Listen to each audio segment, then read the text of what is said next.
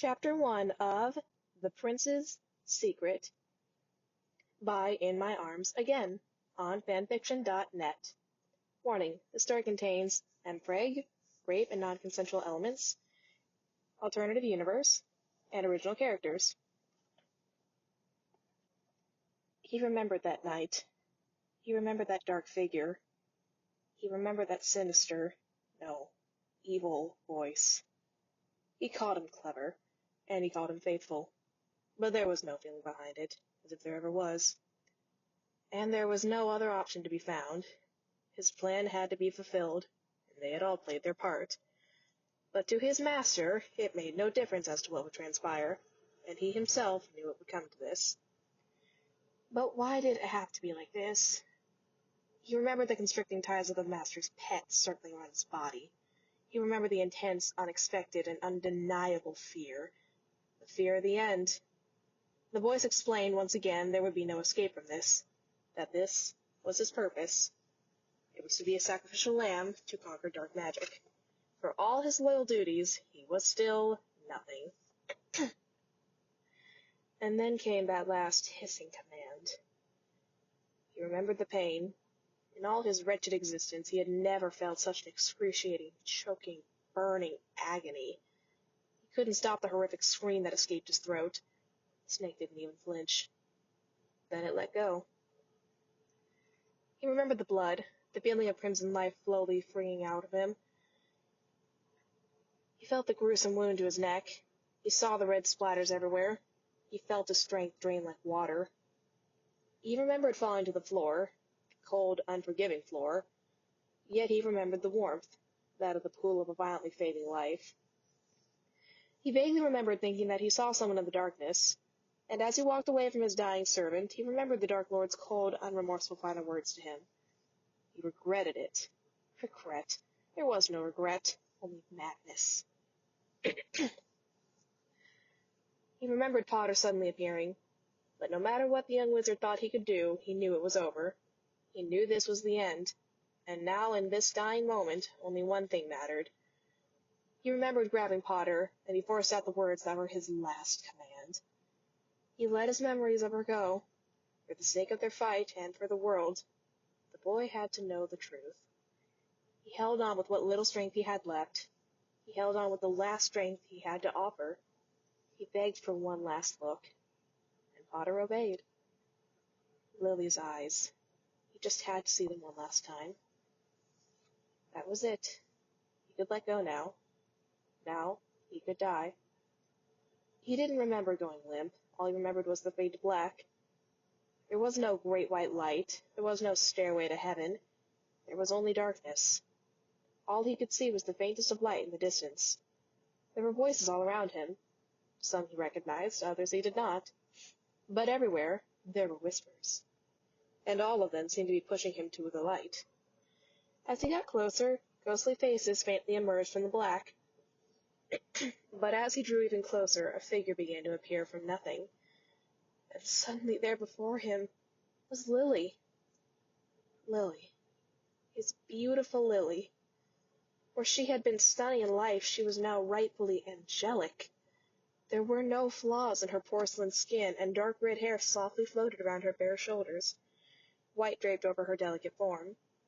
Her stunning emerald green eyes sparkled like stars as she smiled, but then she slowly shook her head.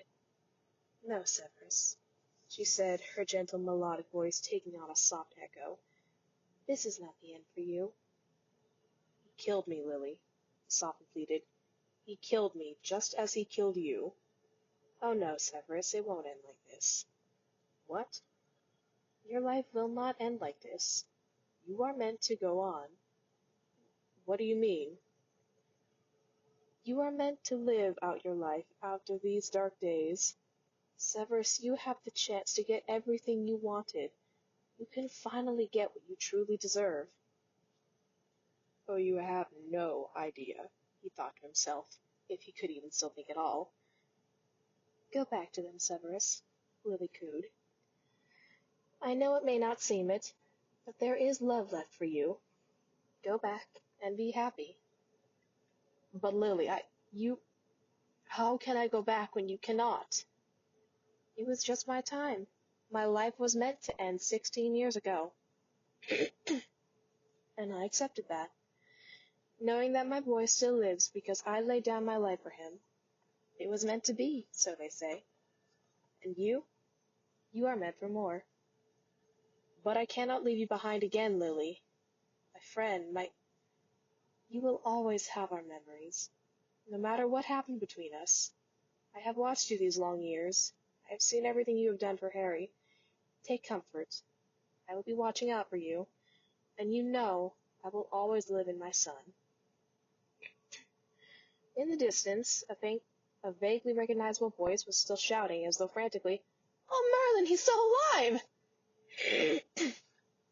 My apologies. But barely, another joined in. "Come on, you stubborn old bastard! Don't you dare die on us!" "Go back to them," said Lily. "Go back. Be happy." She began to fade from sight. "Oh, and tell Harry that James and I love him." And with that, all went black and silent. He remembered his eyes being forced open. The world was all blurry and out of focus. He heard panicked voices all around him. Wait, some of those voices sounded familiar. Now he could vaguely make out the form of Poppy Pomfrey hovering over him, along with a number of faceless no-ones. He could hear the frantic voices of children somewhere nearby. Where the hell was he? Hold on, he's back! He's back! He heard one of them say. "Sir, we've got him!" He heard Poppy shout. Who was she talking to? "Oh, thank Merlin!" a voice came. "I thought we lost him." "But he's still unstable!" Poppy came again. "We have to work fast. We can't let him slip away again."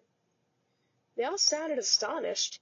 Even he himself was shocked and astounded by the same fact that had them all frantic. He was alive. Sorry, I'm sick. Severus Snape's eyes shot open. He slowly sat up in bed. He looked around the room and saw that he was in the bedroom of a small home on Spinner's End. A light sweat glazed over his forehead. He had been plagued by that dream for quite some time now, each time just as disturbing as the last. He had relived that dark and violent night in May over and over again on at least a weekly basis, every detail still fresh in his jaded memory. And each time when he woke up like this, he could think of nothing but the same thing. He still lived. He came back from the very brink of death. He didn't know how. He didn't know what had really happened to him, but something saved him. For lack of a better word, it was a miracle.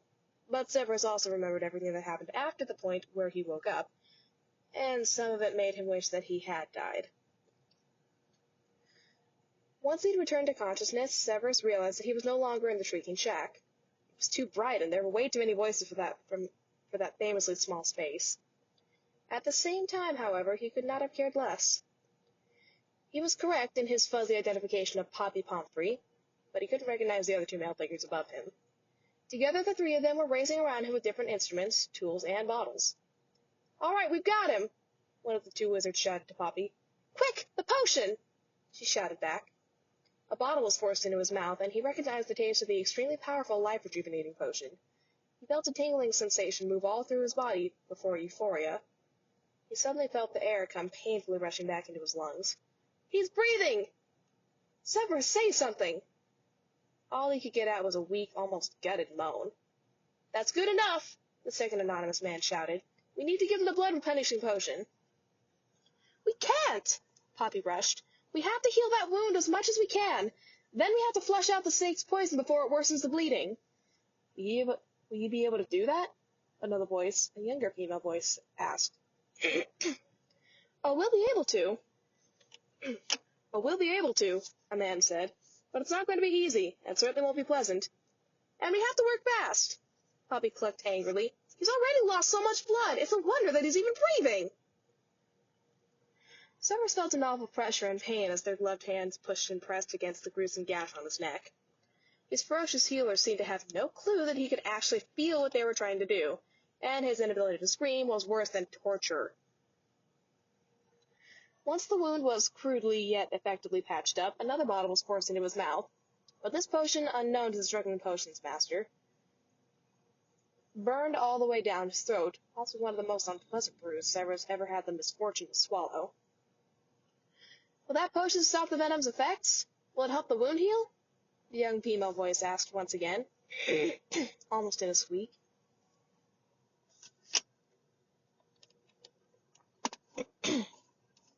Yes, dear, it will work to flush the poison out of his blood, and reverse its effects, Poppy explained in a stern voice.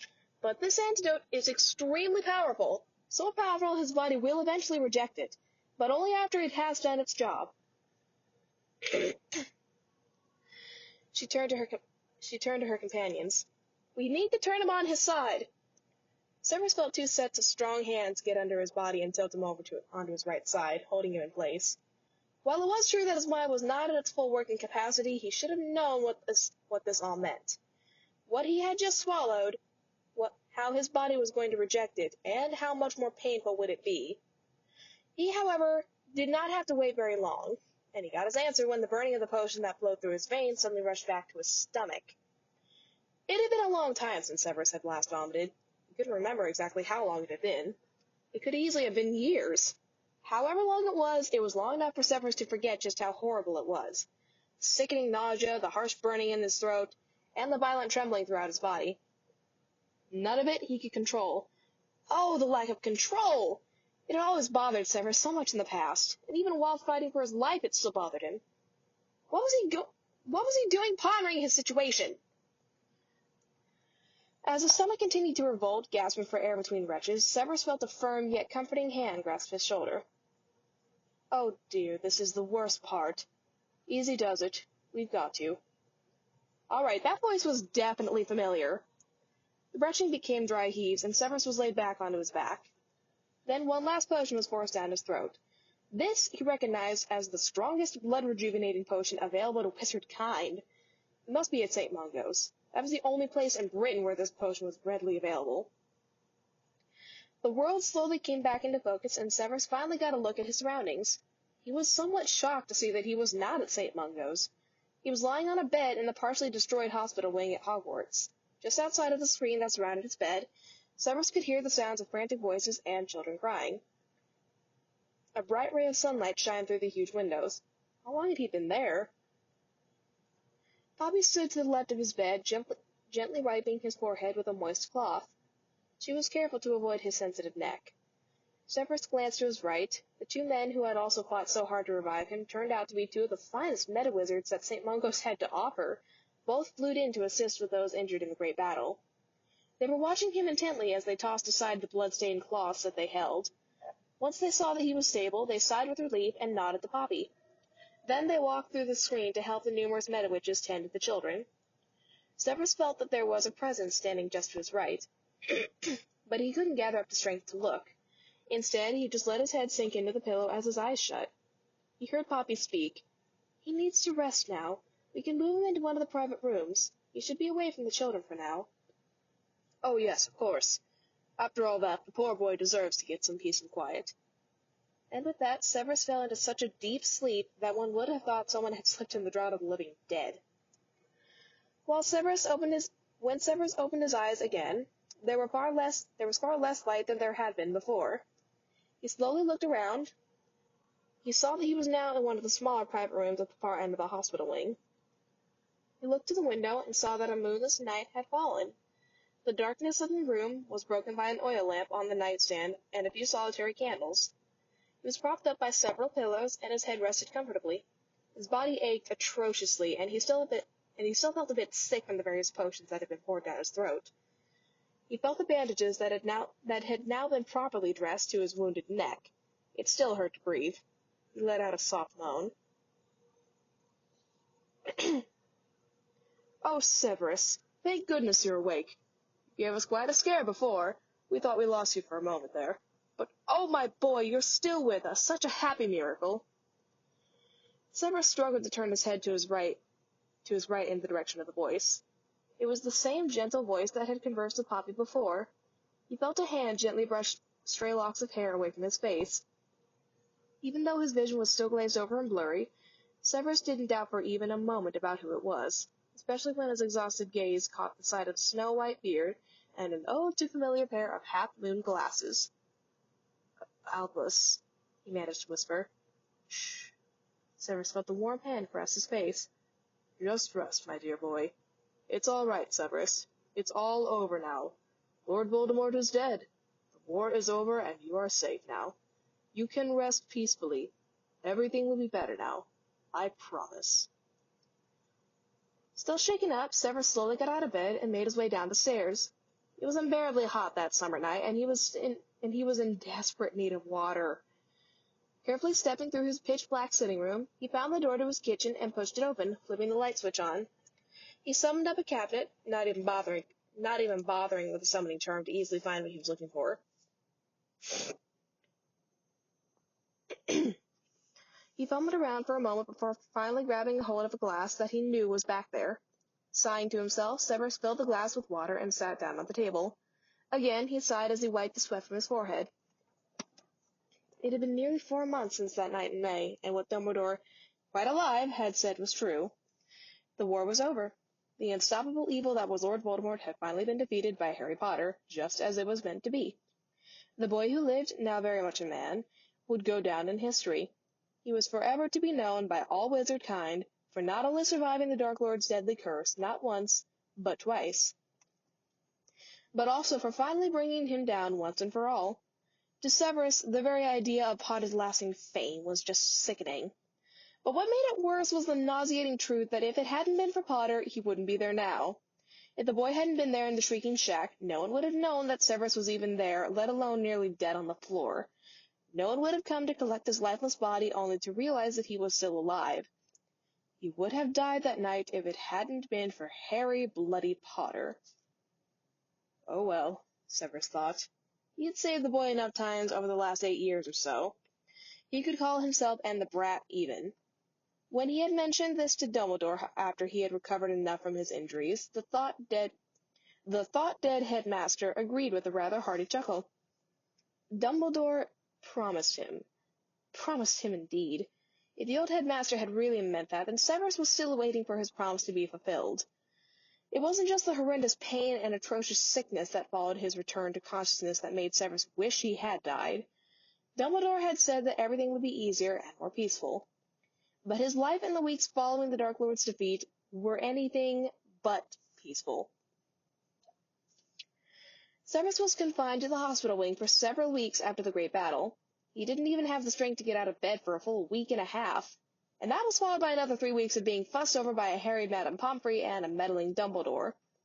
It was almost June by the time the Mediwitch deemed him healed enough to return him to Spinner's End for some much-needed time alone. Unfortunately for Severus, that wasn't about to happen. No more than 2 days after he returned home, the newly appointed Minister of Magic, Kingsley Shacklebolt, arrived on his doorstep along with 2 orders. In his hand was a warrant for his immediate arrest on charges of treason against the ministry and murder. Why did Dumbledore have to remain in hiding?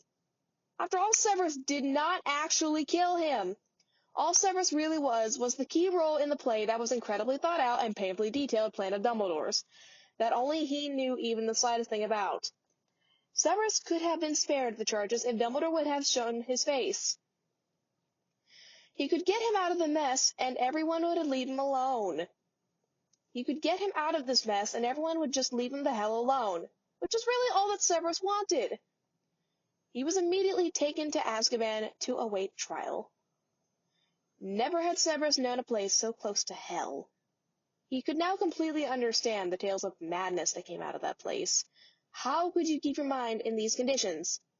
He was confined to his dark, dank cell for all hours of the day. These hours were spent keeping his back to the door, listening to the endless hours of the taunting and the insults echoing from down the corridors. Obviously, nearly all the inmates had known what he had done and why he was there, and apparently they were not going to let Snape just sit there and wait for his trial. Realizing that many of these voices belonged to people he had encountered before, he had a few choice words of his own for them. But Severus could not let himself sink to that level. Not if he wanted to keep the last shreds of dignity that he had. With Death Eaters and accomplices being brought in every day, Severus had to be the one prisoner that kept himself together. Besides, it wasn't like Severus was capable of staying silent for hours at a time. Severus was only incarcerated for a week, but it might as well have been a lifetime. It didn't matter that the dark shadows of the Dementors had since gone for good. Just being there was torture. But of all the things that could have been used against him, of all the things that could have sped up his eventual descent into madness, it was being forced to listen to the screaming. It came from every corner, crack, nook, and cranny of the fortress. Hundreds of years of pain, suffering, and insanity. The wailings and screechings, ranging from cries for help to just nonsense, added a terrifying chill to the already heavy atmosphere. The whole damn place reeked of death. Severus found himself feeling as though someone's life had abruptly ended in his very own cell. Was that really where you ended up after a while? Did being in prison become so unbearable that the only solution was suicide? For the first time since he had been arrested, Severus began to panic about the possibility of spending the rest of his life in the Wizarding Prison. If he had bled to death on the floor of the Shrieking Shack, at least it would have been with honor. And Lily had said that he was supposed to live out the rest of his life. Severus seriously doubted that she had meant it to be in prison. Death Eater trials began almost instantly after the war ended, and to Severus it was all clockwork.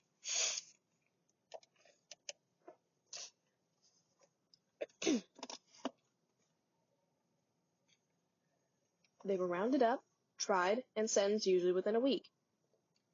But the disturbing thing that Severus began to realize was that far too few of these trials ended in a conclusion of innocence. Nearly all the people who were suspected of having any connections with Lord Voldemort and his Death Eaters were sentenced to time in Azkaban. Some shorter than others, and Severus didn't even think it was necessary to try the Death Eaters themselves. They did everything that the world accused them of, and they made no secret about it. These people were terrorists, and they were proud of it. In many opinions, these trials were just reconfirmations of past confessions. Some people were saying that the scars that they all now bore on their left arms, should be an automatic life sentence. But, true to nature, the Ministry did not take this suggestion and went through with the pointless trials to give all fair justice. But this didn't exactly make Severus feel any better about his own situation. It seemed that the term fair trial was a very loose term in the Ministry. After all, these were the same people who at one time listened to Cornelius Fudge and the tyrannical monster that was Dolores Umbridge. Somehow he had a feeling that more than a few people had been waiting for an opportunity to lock him up for life. It was a stormy day in June when Severus was transported to London to attend his hearing. This being one of, if not the most high-profile case of the bunch, Severus was heavily guarded by the same Aurors that had arrested him. The Ministry was also strangely quiet that particular morning. He was led to the Department of Mysteries in silence.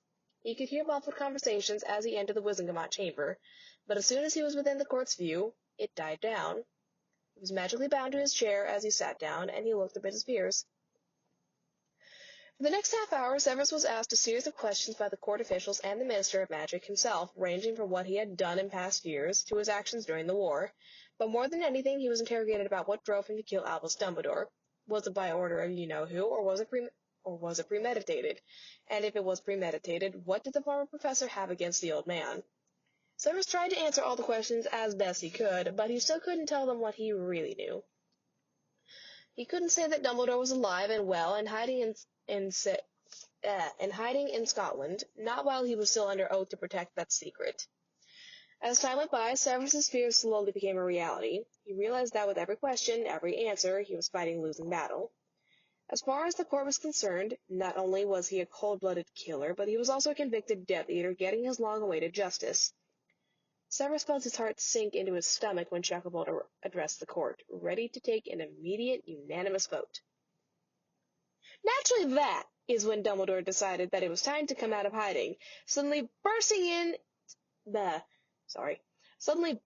the hearing to say Severus's R's like he had done for Potter before him. Of course, having all thought the headmaster was dead, every single witch and wizard of the Wizengamot was utterly speechless.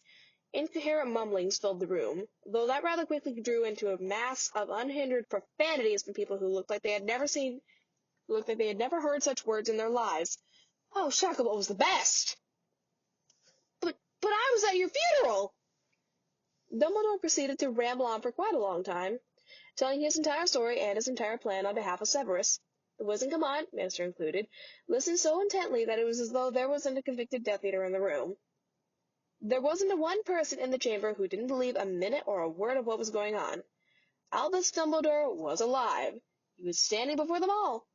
And what was even more amazing was this absolutely brilliant plan of his. It made complete sense to everyone that his death would be a tool to bring down the Dark Lord by giving him false security, and it worked. Suddenly, everything that Snape had done fell into place. But still, they wanted to hear what Snape had to say about this. Was this the truth, or was it some elaborate illusion concocted beforehand? It was then that Shacklebolt called for Veritaserum. A tiny phial filled with a rather potent form of the truth serum was brought forward, and Severus didn't bite anything as the potion was poured down his throat. Once the potion had taken effect, he turned back to Minister Shacklebolt. He answered each question with a short yes or no. With each reply, the story further unfurled in the openness of the chamber, and not once did he hold back, never slipping into the protection of occlumency offered. Slowly but surely, the evident truth was reaffirmed. During his final interrogation, the whole of the chamber held their collective breath as Dumbledore watched. What they had was a confession of innocence. Under the most powerful Veritaserum, they confirmed the tall tale that Dumbledore had spun for them. It all made perfect sense. The man did everything under Dumbledore's orders, and in the end, it was all for the better. They couldn't send him back to Azkaban with such solid evidence in his favor. Severus, also stunned and speechless, could only sit and watch as the committee voted and all charges against him, however reluctantly, were dropped. He was free. Severus had the foolish thought that he could be left alone now that he wasn't going back to prison. Oh no! Not after the Daily Prophet, not to mention every other publication in the British wizarding community, got wind of Albus's return from the dead. His face was suddenly everywhere. Everyone was talking about him, retelling his story. Some may have actually forgotten about Potter for a split second. But what truly bothered Severus was that people were suddenly searching for him, too. Once his name was mentioned in the Prophet's interview with Dumbledore, everyone wanted to know what he had to say. The Death Eater trials were covered enough already, his being one of the most talked about. But to some, he was now a war hero. Thank Merlin that Dumbledore made a plea to the public for Severus's complete privacy following such a trying time in his life. The reasoning was that even though Severus had such a major part in Voldemort's defeat, it was at a great personal cost. The man had nearly died, for crying out loud. The elderly headmaster voiced his concern about the younger wizard, saying that he felt that Severus had every right to be left alone after his years-long ordeal. A time may come when Severus felt that he was ready to tell his story, but until then, the media should try their best to not be the media. Severus did notice that the people seemed to heed Dumbledore's advice. Reporters and letters disappeared after a few days. In fact, it was rather entertaining to see Severus pull his armchair up to the tiny front window of his house and just watch the few stragglers still trying to get a story being dragged off by their more sensible colleagues. Dumbledore was right to say that there might come a point in Severus's life when he would talk. But that day wasn't going to come for a very, very long time. He was glad that by July people generally weren't as interested in him anymore. Most of them were off chasing Potter again. He did still get the occasional owl from Luna Lovegood asking if he was interested in an exclusive interview with the Clibbler, all of which he politely refused. It was now late August, and up to that very night in his kitchen, Severus had never publicly spoken about his life and involvement in the war, and for now, he preferred to keep it that way.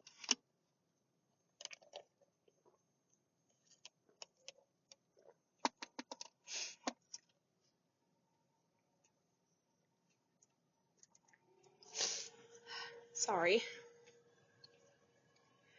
After he set his now empty glass down in the sink and shut the lights off, Severus made his way back up the stairs of his shadow-filled bedroom. Shutting the door behind him, he collapsed back down onto the bed. Even though the bedside clock showed that it was 3:30 in the morning, Severus just couldn't fall back to sleep. There was too much on his mind. The sad part about it was this was the third time that week that he had woken up in the early hours and would just lie there until dawn. Desperately trying to prevent this again, Severus tried to put all thought out of his head. He couldn't let his mind wander to Dumbledore. to that night in May, to Lily. Oh, Lily. He could not let his mind dwell on her face, her voice, her eyes. Not again! Severus rolled over onto his side and shut his eyes. What seemed like an eternity passed before he finally succumbed to sleep again, hoping to fall into a dream that he wouldn't mull over in the morning. What he got was a dream that was not just disturbing to him, it was horrifying. This was not a dream to him, it was a nightmare. Diagon Alley had always seemed more pleasant at night. The darkness was broken by only a few candle lamps at each door, the noise being replaced by the gentle hooting of owls. And a person had the freedom to walk the streets without pushing their way through people and packages. Severus had always preferred to visit Diagon Alley at night. It gave him the opportunity to get things done, without the stares of any annoying bystanders, many of whom he had actually taught by now. This was only enhanced by the weeks following Lord Voldemort's defeat and the days since his ministry pardon. In fact, it was almost impossible for him to venture out into public without a whole mess of people glancing over their shoulder. At night, the only people he had to deal with were the shopkeepers, and that only involved the bare minimum of interaction. On this particular night, Severus had ventured out much later than he would have preferred. It was early August, and Severus wanted to avoid the rush of people that he knew would dominate the alley during the day. He had a peculiar feeling that those crowds would linger into the twilight hours. Severus had never liked people in the past, and regardless of what he had been through, he certainly wasn't going to start now. All he wanted was to just go about his business, now without passing a single venomous stare or hearing an echoing insult on the wind. Even if the end of the war had brought him in high regard, there were so many beliefs that could not be broken, and Severus liked to avoid it when he could. The cover of darkness was perfect. Tucking his shrunken packages into his pocket, Severus made his way up the street. The lights in nearly all the shops were now out, and there wasn't even a trace of human life around. Severus reveled in this bliss before he would arrive at the empty leaky cauldron and its unguarded fireplace.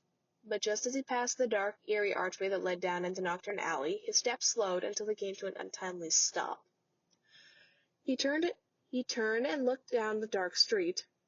He had been struck by a strong, but not unfamiliar sensation. He felt like he was being watched.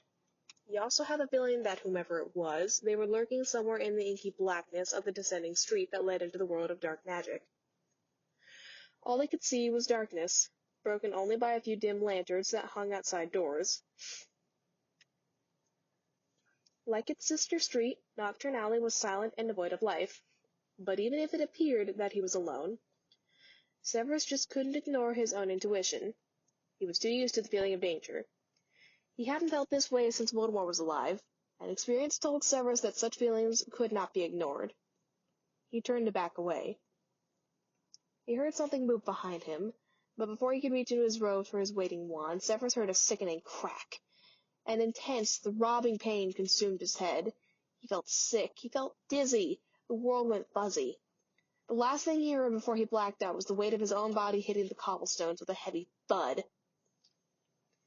When Severus came to, it took a long moment for his eyes to adjust to the darkness. His head was throbbing with pain, but he managed to lift it up off the filthy ground to get a glimpse of his surroundings. Brick walls surrounded him on 3 sides. A narrow street separated him and yet another wall. The lantern that hung from it held nothing more than a smoking stump, the waxy remains of what used to be a candle. Somewhere he could hear the screeching howl of a cat. The air was close. He was down Nocturne Alley, very far down. Severus looked down at his hands and saw that they were covered in scrapes and cuts, which stung with every breath that reached them. He realized that the same thing was also coming from the sides of his face. Someone had dragged him down there. But where the hell were they? As he struggled to get up, he instinctively reached for his wand, but to his shock, all he could feel was the coarse fabric of his robes. Looking for this, a voice came from behind him. Before Severus could turn around, he saw his wand fall onto the stone floor before him with a clink. He crawled forward, reaching for it. He was mere millimeters away. He could almost feel it at his fingertips. But before he could grasp it, out of nowhere, a heavy boot stomped down onto his hand. He felt stabbing pain as he heard bones break under the tremendous force. A hand came down and picked up Severus's wand. It was then that Severus looked up.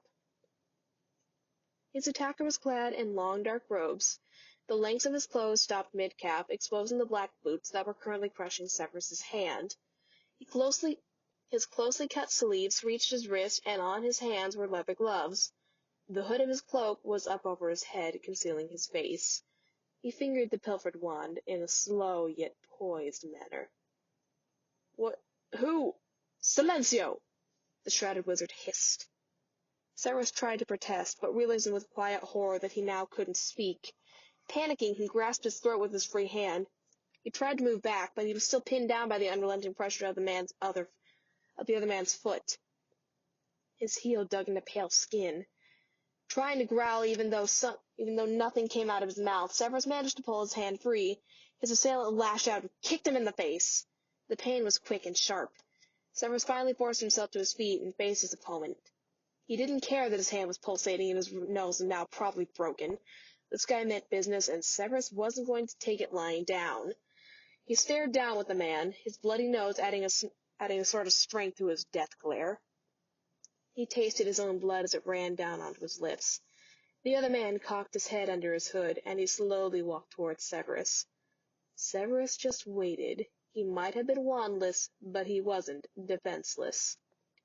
Once the Dark Wizard was within reach, aiming Severus's wand at its owner, Severus swung his injured hand and socked him square in the jaw. The pain from the hit was enough to make him heave, but he swallowed hard when he saw that his wand had gone flying again. His attacker briefly stunned, Severus made a mad dash for his wand, which was lying on the street. He could fight back, he thought, but this is obviously a planned attack, and he had no way of knowing what his assailant was ready to do. Not bothering to stow away his wand, Severus turned to run down the street. His legs were driving him back up to Diagon, where he would at least have witnesses to see this unprovoked violence. He had to get out of there before— BAM! He fell to the ground face first. His legs had locked together mid-stride. Severus looked back to the alley and saw that the hooded man now wielded his own wand. Another flick, and Severus felt himself being dragged backwards. His pain increased as he watched his surroundings being closed in by brick walls once again. The wizard swung his violently. Severus was thrown against the wall with incredible force. He felt as though some invisible hands were dangling him by his neck. His legs flailed and his breathing was heavy, but still no noise came from his mouth. He couldn't cry out for help. Yes, he admitted that he needed help. As clever as Severus was, he could not overpower this man. The wizard's wand fell to his side, with Severus falling to his knees along with it. He casually tucked his wand into his belt, but he was by no means finished. Without a word or even sighing, in fact, his crooked mouth almost looked giddy under the cloak. He clenched his fist and went to town on Severus.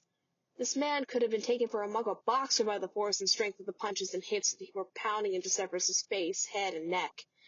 Severus fell forward, his assailant stepping to the side. Once he was back down on the ground, those heavy boots went to work on Severus's stomach and chest. His breath was stolen away with each blow. He felt ribs crack, and he was sure that he had internal bleeding. The beating ceased, and Severus coughed as he fought to breathe again. He looked back up at the Dark Wizard and raised his wand to attack back. Expelliarmus! Severus's wand flew from his reach, hit the wall, fell to the ground, and rolled onto the street. Severus watched the black boots walk around him until they came to a stop some 5 feet from his head. Now to take care of you. Did he mean to say that he hadn't already? He took hold of his wand again, and, upon pointing it at Severus, the latter's arms were magically bound behind his back, as though some invisible ropes were restraining him. His agony-filled face looked up at the hood and saw a vicious sneer. "Oh, you poor dear. It can't hurt that badly. Come now, a wizard such as yourself, former servant of the Dark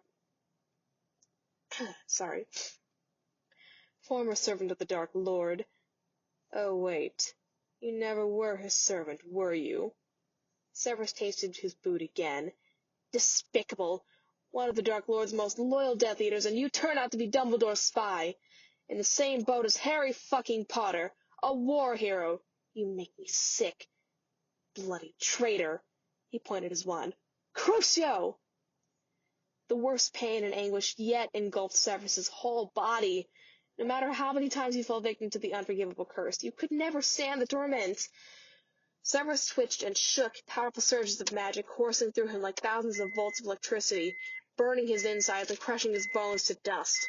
Inside his head, Severus was screaming, just dying to be heard. The wizard released his hold on Severus, letting his one hand ease back to his side. But his grip on the dark wood didn't let up. Remarkably, considering that he still didn't have any use of his arms or legs, Severus managed to roll onto his back. He gasped as he was now finally able to breathe. He was brought back down to earth by a hard jab in his side. A swish and flick, and Severus was back on his stomach. It's all your fault, you know, the cloaked man whispered. Everything the Dark Lord worked for will never be so. All because of you. Think about it, Snape. A world where pure wizards reigned supreme. Half-bloods would fall down before us, and mudbloods would cease to exist. Muggles would know our world and fear it, powerless when faced with our superiority. The Dark Lord would have gone down as the most powerful being to ever walk the earth. His Death Eaters would have been gods among mortals. We could have had it all, and you betray us! The Dark Lord was a madman, and you know it. Severus's inner voice cried out. He cursed us as often as he did anyone else. The Dark Wizard continued. What? Did it all get to be too much for you? Did the coward run to Dumbledore for protection? Severus wriggled on the ground at the mention of the word coward. The man sneered in such a vile, evil little way that it made Severus's skin crawl. And to think, all those years ago, you were the one who tipped off the Dark Lord about Potter's prophecy. You end up helping the damn brat. How many times you could have killed him, and you were protecting him. The Dark Lord spoke of you like you were his most loyal servant. You were giving that old codger ideas, weren't you? The Dark Lord's demise could have been more your doing than Potter's. Severus watched as the boots slowly walked around him towards his feet until they were out of his view. The low, dangerous voice continued its threatening rant. The world could have been changed for the better if not for you. Lord Voldemort would have revolutionized the wizarding community, and he was destroyed before his plan could be seen for what it was. If you ask me, it wasn't because of Potter. It was because of you. Crucio! It was several excruciatingly long minutes before the bone-racking torture let up and the hissing voice went on still. If you hadn't been helping Dumbledore, Potter and their band of simpleton twats, we would have succeeded. Potter didn't stand a chance without the information that you so graciously fed to him. Severus Snape, the war hero, was nothing more than a slithering, backstabbing coward. Scum off the bottom of my boot! You know that you deserve all of this. A crime such as yours is worthy of extreme punishment. So if no one else will, then I will have to do it myself. I could kill you, you know, and I probably should. But I have far too much to lose to risk a lifetime in Azkaban. However, that doesn't mean that I can't give you a hell you have never known. There was the swishing sound of a wand on the air. Severus braced himself for another bout of Cruciatus, but instead he heard what sounded like cloth ripping, and then felt an incredibly disturbing draught. His robes had been pushed away, and his trousers had been torn off. Behind him, he heard further rustling of clothing. Exposed and breathless with panic, Severus looked behind him and saw that his attacker had gone to work on his own garments. He had already unbuckled his belt and opened his outer robe. Severus watched with wide, horrified eyes as he undid his trousers. Even in the shadows his manhood was still absurdly visible, and not to mention aroused. Severus fought fiercely against his magical restraints, not giving in to the thought of being paralyzed by his fear. Yes, fear. Severus wasn't naive. He knew what this guy was intending to do to him, and at that moment it could have been to drive him into madness. He felt the shrouded man's knee on his back, pinning him down. A strong hand gripped his back and slammed it into the ground. Severus prayed that he didn't lose any teeth on that one. The other wizard put all his weight onto Severus, solidifying that he wasn't going anywhere until he was through with him. I hope you realize that you have left me with no other choice, he growled, positioning his other hand on Severus's lower back to support himself. Let's just say that I am the only one of us to see this as a suitable price to pay.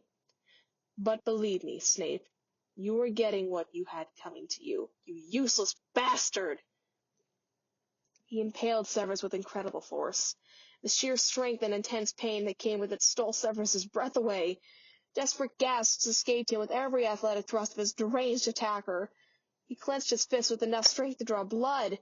To his shame, despite his ordeal, Severus felt the sting of tears forming in his eyes, burning his skin as they ran down his face onto the cold stone ground. If he had been able to make a sound, his rapist might have been able to enjoy hearing his racking sobs. On and on and on this torture went. More than once the thought that this would never end raced through Severus's head. The only thing that made it worse was listening to the aggravated grunting of that psychotic monster. Occasionally, such with an incredibly strong force, Severus's head would be yanked up by his hair and slammed back down. Again and again and again for what felt like hours. Finally, the still shrouded man pulled out and got to his feet. Fixing his trousers and seeing to his robes, he sneered under his hood. Maybe you're not as useless as I thought, he said with malicious mockery.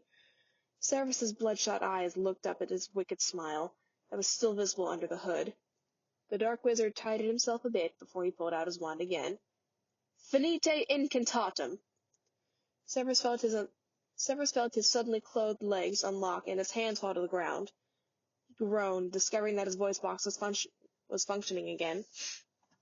He brought his hands up toward his face, glancing at the bleeding gashes he had inflicted on himself. His face contorted, his entire body ached. This pain was just unnatural. The air was rank with the smell of the fresh blood that dribbled across the cobblestones. And just to add insult to injury, quite literally, his assailant hawked and spat at Severus's tear-stained face. You'd best watch your back, Snape. This was said with a very distinct snarl. He hurled one last violent kick at Severus's face. Enjoy your glory while it lasts. And with that, the leather-black boots walked out of the alley, and the black figure disappeared into the shadows. Severus listened to the clicking of heels and the swishing of robes until they disappeared into the silence.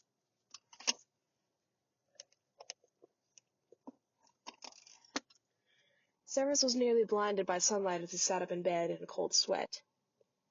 He gasped for air, fighting against the knot in his throat.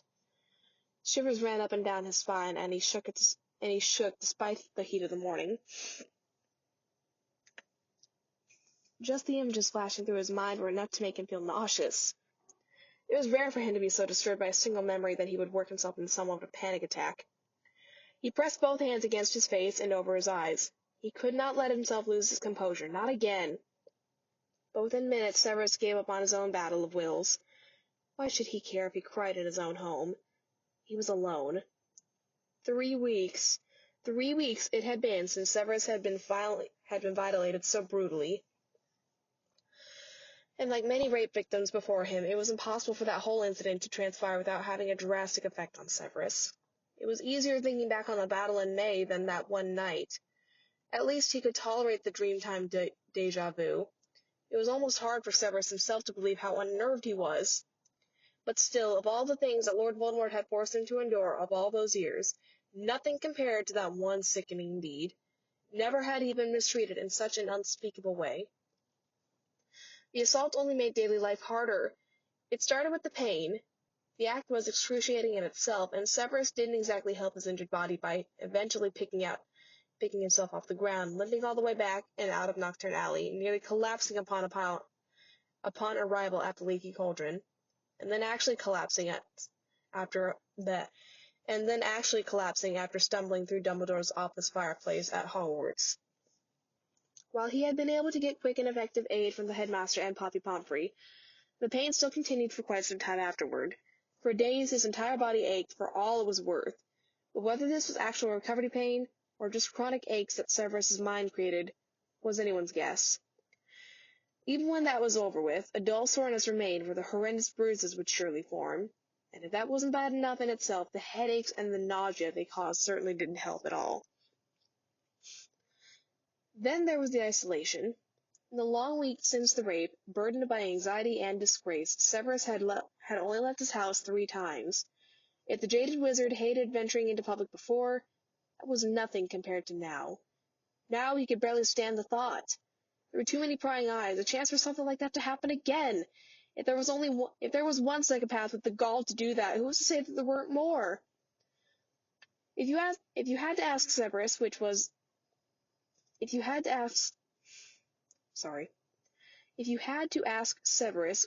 the willing task of one Albus Dumbledore, it was safer for the time being to stay held up at home. The only times he did take that risk and go out into the world, albeit the Muggle world, was when his situation was rather dire. After all, a man has to eat. But this had been his post-war life. Hours and hours he wasted on that painful memory of his attack, thinking about it over and over with no one there to snap him out of it. Because of this, one of the worst things for Severus was the dreadful fight within himself that plagued his mind each day. It was a good idea to keep himself away from the world. Then at least the world wouldn't be able to see him in such an emotional turmoil. He had to put on a brave face for folks like Dumbledore and Pomfrey. Alright, he had to put on an annoyed face for them, but they didn't know the half of it. Could there have been a more emasculating experience? Could there have been something to make him feel worse? It was unbelievable. 38 years of unfortunate events and pitiful circumstances had left him with enough reason for self-hating woe, and one outlandish attack had outdone it all. Severus had never felt lower than in his self-imposed solitude. He was unbearably humiliated. It was as though he was at the hands of James Potter once again, but at least Potter wasn't so inbred to think of something like using sex as a weapon. He was angry, not at his attacker, but at himself. He should have been able to stop him, should have been able to defend himself, and he ended up bound on the ground with no trousers. For God's sake, why didn't he put up more of a fight? Several of the bruises Severus bore on his knuckles were of his own doing, as was the fist-sized dent in the wall. But above all else, there was the utter shame. It was the shame that kept him away from the world. It was the shame that created the lie about what had happened that night, that he had been beaten to a bloody mess and nothing more. And it was the shame that brought such misery every time Severus looked into a mirror. Time and time again, Severus couldn't help but wonder if this dark wizard was right. Did he truly deserve what he got? Was he really so worthless that this man would think of doing that to him? Even if he had spoken to someone of the assault, nothing would have been able to change Severus's mind. He had hit rock bottom in his lifelong self-loathing. He had turned away letters from Dumbledore inviting him to quiet tea. He couldn't comprehend the idea of facing the old headmaster and his ability to see that you bore a heavy heart. Dumbledore already knew way much more about him than Severus would. Dumbledore already knew way more about him than Severus would have liked. Who knew how he would look at the potions master after hearing that? Severus couldn't even look at himself without a hard knot forming in his throat, especially when he caught sight of those bruises on his arms, legs, and lower body. Even though it was August, Severus had kept himself covered up for his own sake. If he could ever describe himself as a martyr these days, it was when he was forced to look himself over when he bathed.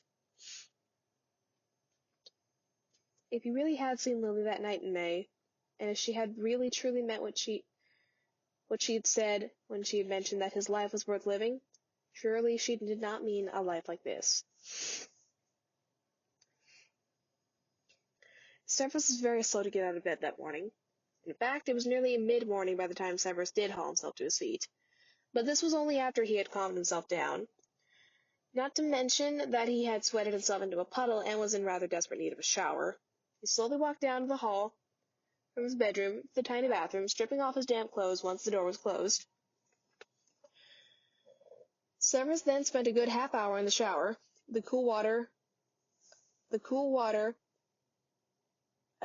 which was really more for dunking his head under the cool water than for actual hygiene. He emerged in a gray dressing gown, cooled off and refreshed. He decided to bypass dressing for now, instead choosing to head downstairs. The sun poured in through the windows of the little house in a way that was only possible in the morning. The outside world was also quiet, aside from the persistent chirping of the sparrows and magpies. Severus took pleasure in the relative silence. After such a rough night, all he wanted was a calm, relaxing day. Who knew? Maybe tonight would be the same. He put on a kettle of water for tea, careful to avoid the burner that had stopped working long before. Breakfast this morning would be simple, just a few pieces of toast with a bit of butter. He had only taken a few bites when there was a rattling tap at his kitchen window. He pulled back the shades to see an owl with his copy of the Prophet in the windowsill. He pushed open the window, grabbing the rolled up parchment and tossing at the owl's payment. The bird was quick to fly off again. Severus chose not to unroll the newspaper until he had finished eating and poured his tea. He carried the cup and paper into his sitting room, and he settled down onto his chair in front of the fireplace. It was another slow news day at the Daily Prophet. The summer had been filled with reports of arrests and convictions of witches and wizards with some connections to the Dark Lord, stories of who was who and just how long they would be in Azkaban. It was now going on 10 days without a capture. It was rather funny because Severus could come up with a list of people that they hadn't caught yet. But they too would be uncovered in time. If the Prophet's reports of the ministry had increased or security were true. Nowadays the news mostly concerned the rebuilding of the wizarding world. It was little stories of shops reopening, heroes returning to their families, quickie marriages, and growing prosperity. On that particular morning, it was cover to cover with articles relating to the youth. With September fast approaching, families were venturing out as they always had, causing an economic explosion in Diagon Alley. Prophet writers seemed to go on and on, page after page, claiming that they had a new renaissance on their hands. Let Harry Potter lead the way! Severus tossed the paper aside, annoyed and frustrated. Like he really needed to read about how lovely other people's lives were. Once he had gotten past the embarrassment of being saved by the little sod, Potter had also been amongst the furthest from his mind, and Severus had every intention of keeping it that way. Talk about Dumbledore knowing much more than Severus would like. Potter knew way too much. And if it took Severus a while to stop kicking himself because it was his fault. All in all, Severus didn't let this get to him too much. He didn't need any more stress. He tried to rid himself of the tension in his head, as he relaxed into his chair and carefully sipped his tea. He had let his eyes wander around the room until something caught his eye. It sat on a small table by the front window. Setting his cup down, Severus got up and walked over. He looked down at what so quickly got his attention, and then cautiously picked it up. It was a letter from Dumbledore, the only one he hadn't set fire to, and yet Severus didn't regret it. Even though this letter had been the cause of much confusion and stress in the past several weeks, and even there, long after he first received it, Severus still couldn't help but reread it again with the last scraps of doubt that his soul could offer. Severus, I must say it has been a shame that I have not had the chance to speak to you face to face in quite some time. How have you been faring? I speak for plenty of others when I say that I hope you have been well. I understand why you would wish to keep yourself away. These reporters have been absolutely dreadful. I question if they had forgotten the meaning of the word privacy. I do apologize for the trouble the media attention has caused you. You especially could have done well without that nonsense. I also feel just awful for these editorials about you. It's appalling to think that people would still question your loyalty even after I come to your defense. If only they knew the full story of what you had been through. However, I am not beyond hope of changing their minds. You know that I don't like to boast about my influence, but I find that it can be quite handy in times like this. I'm sure that you have been reading the Prophet. They say we could be on our way to a golden age. Well, I say that if we are, we should be able to start anew. We should do what we can to return to a sense of normalcy, and then live out the rest of our lives in our various forms of happiness. My dear boy, I am no different, and neither are you. Severus, I have a proposition for you. End of Chapter 1, The Prince's Secret, by Inmyarmsagain. This is read for you by Twyla Major, and if you would like to hear more, please feel free to like and subscribe to my channel. Leave me a comment down below saying if you would like more, and have a nice day.